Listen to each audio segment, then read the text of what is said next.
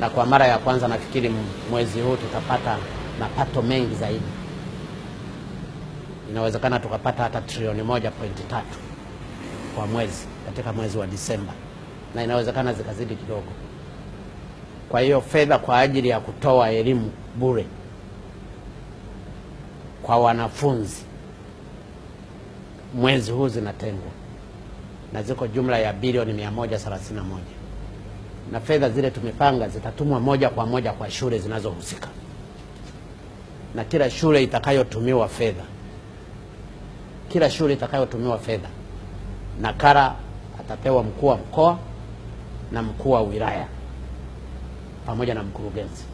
Ole wao wazitumie vibaya, na ndio maana tumesema watasoma bure.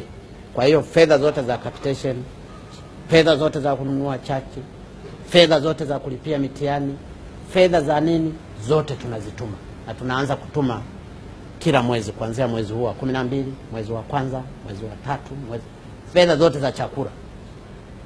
Kwa hiyo nina uhakika wale watakaotumiwa fedha watazitumia vizuri. Ole wao wazitumie vibaya.